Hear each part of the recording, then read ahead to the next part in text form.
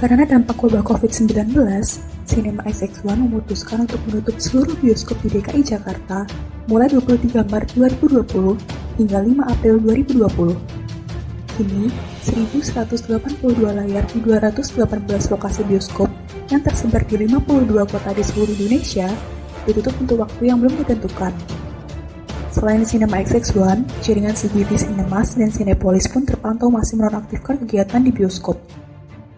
Dalam pernyataan yang tertulis di laman situs resmi, CGV Cinemas pun menyatakan akan menutup semua lokasi bioskopnya sementara waktu mulai 31 Maret 2020. Karena bioskop banyak yang menutup operasi mereka, maka banyak penikmat film tanah air yang mulai terjun ke Netflix, yaitu website atau startup yang bergerak di bidang penayangan film secara online.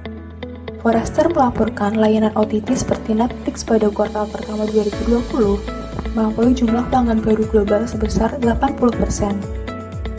Netflix dilaporkan mendulang 15,77 juta pelanggan baru berkat pandemi virus COVID-19 yang membuat semua orang beralih ke streaming dan mencetak rekor keuntungan perusahaan tersebut. Kini, layanan streaming itu mengklaim telah memiliki 182,9 juta pelanggan secara global. Capaian itu naik 22,8% dari awal tahun. Pertumbuhan pelanggan kami secara temporer telah terdongkrak karena kebijakan isolasi, kata Netflix dalam suratnya kepada para pemegang saham.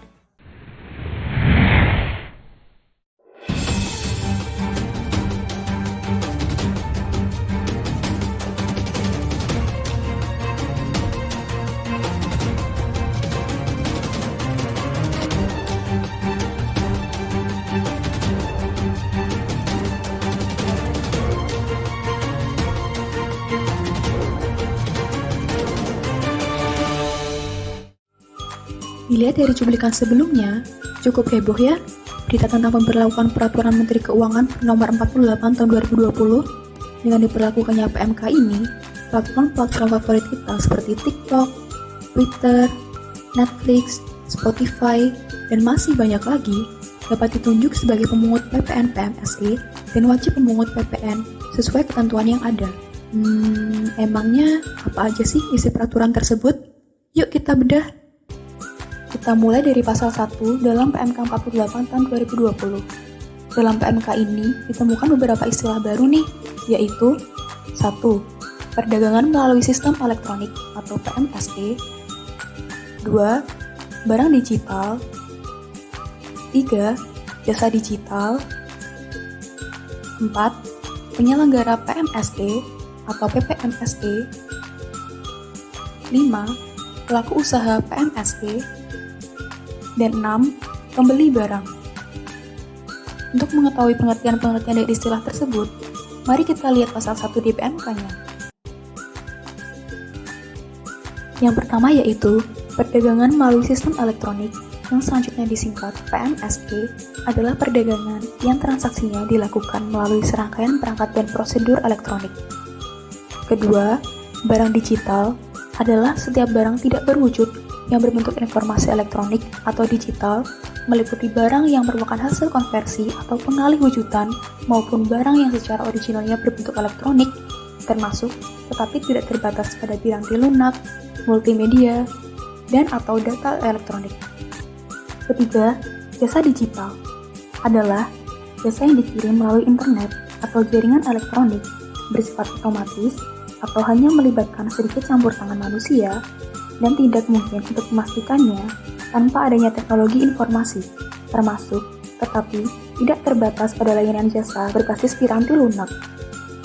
Keempat, penyelenggara PMSE yang selanjutnya disingkat PPMSE adalah pelaku usaha penyedia sarana komunikasi elektronik yang digunakan untuk transaksi perdagangan.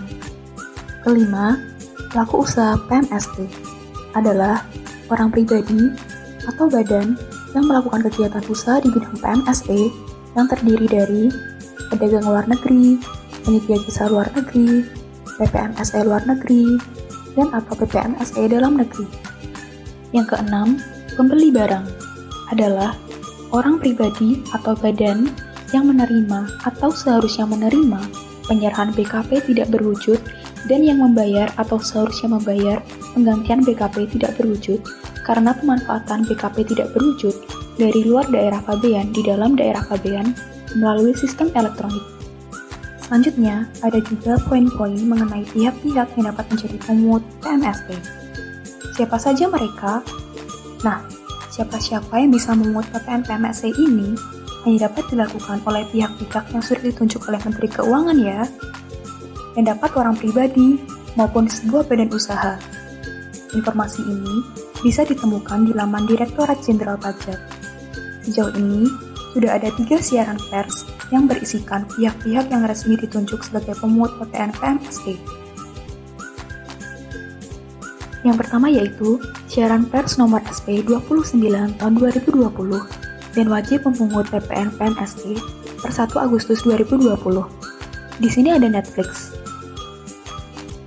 Yang kedua, siaran pers nomor SP 35 tahun 2020 dan wajib memungut PPN PMSE per 1 September 2020. Dan yang ketiga, siaran pers nomor SP 41 tahun 2020 dan wajib memungut PPN PMSE per 1 Oktober 2020. Di sini ada Twitter, Skype, Zoom, dan lain-lain. Kemudian, PMK 48 juga menjelaskan mengenai kriteria pihak yang dapat ditunjuk sebagai pemungut PPN PMSE. Ketentuannya yaitu nilai transaksi dengan pembeli di Indonesia melebihi 600 juta rupiah dalam 1 tahun atau setara dengan 50 juta rupiah per bulan dan atau jumlah traffic atau pengakses di Indonesia melebihi 12.000 akun dalam 1 tahun atau 1.000 per bulan. Untuk ketentuan lebih lanjut bisa teman-teman baca di Peraturan Direktur Jenderal Pajak Nomor 12 Tahun 2020 ya. Nah, selain mengatur tentang kriteria pemungut, ada juga nih kriteria yang membeli atau yang dipungut, yaitu menggunakan fasilitas debit atau credit card atau fasilitas pembayaran lainnya yang disediakan oleh institusi di Indonesia. Yang kedua, bertransaksi dengan alamat internet protokol atau IP address Indonesia atau nomor telepon berkode +62. Nah, barusan udah saya jelasin mengenai definisi, pihak pemungut, dan pihak pembeli atau yang dipungut.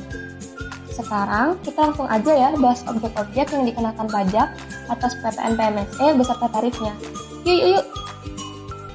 Sebagaimana telah dijelaskan dalam PMK 48 tahun 2020, PPN PMSE akan dikenakan atas pemanfaatan barang kena pajak tidak berwujud atau kalau disingkat BKPTB dan atau jasa kena pajak yang disingkat JKP dari luar Indonesia ke dalam Indonesia. Nah, apa aja jenis BKPTB dan JKP telah tertuang dalam pasal 3 PMK 48 tahun 2020. Seperti yang bisa teman-teman lihat di layar. Ada contohnya paten, lalu desain, lalu ada hak penggunaan film seperti Netflix, dan lain-lain. Untuk PPN PMSE sendiri memiliki tarif tunggal, yaitu 10% dari jumlah yang seharusnya dibayarkan sebelum pajak. Kemudian yang terakhir dan yang paling nggak kalah penting, dalam PMK 48 tahun 2020 juga dijelaskan jangka waktu penyetorannya, yaitu akhir bulan berikutnya dengan menyertakan bukti pungut. Untuk bukti pungutnya bisa berbentuk commercial invoice, billing, order receipt, atau yang sejenis itu. Potensi pajak digital di Indonesia. Seberapa besar sih potensi pajak digital di Indonesia? Menurut Asosiasi Penyelenggara Jasa Internet Indonesia dalam laporan Economy Southeast Asia 2019, pengguna internet di Indonesia mencapai 171,2 juta di tahun 2018. Hal ini meningkat dibandingkan dengan tahun 2015 yang hanya sebesar 110,2 juta orang. Lalu, berapa banyak sih perolehan dari transaksinya? Di tahun 2015 terdapat transaksi senilai 8 miliar dolar Amerika Serikat. Sementara di tahun 2018 meningkat menjadi 27 miliar dolar Amerika Serikat. Bayangin aja ketika ada pajak 10% dari transaksi digital ini, negara akan memperoleh penerimaan sebesar kurang lebih 2,7 miliar dolar Amerika Serikat. Jadi teman-teman, peraturan Menteri Keuangan ini sebenarnya terbit bukan karena COVID itu sendiri, melainkan telah direncanakan jauh-jauh hari sebelum wabah pandemi ini terjadi. Mungkin kita sering bertanya-tanya, uang dari penerimaan pajak itu untuk apa sih? Berdasarkan fungsinya, uang pajak ini digunakan untuk pelayanan umum, ekonomi, perlindungan lingkungan hidup, perumahan dan fasilitas umum, kesehatan, pariwisata, pendidikan, dan perlindungan sosial. Sedangkan dari sisi belanja yang disalurkan pemerintah pusat ke pemerintah daerah, digunakan untuk dana alokasi umum, dana bagi hasil, dana alokasi khusus, dana otonomi khusus, dana keistimewaan daerah istimewa Yogyakarta, dana insentif ke daerah, dan dana desa. Sebenarnya masih banyak lagi yang lainnya.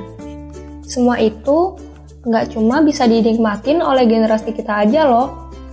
Generasi setelah kita juga bisa menerima manfaatnya. Wah, nggak kerasa ternyata saya udah sharing banyak informasi di video ini.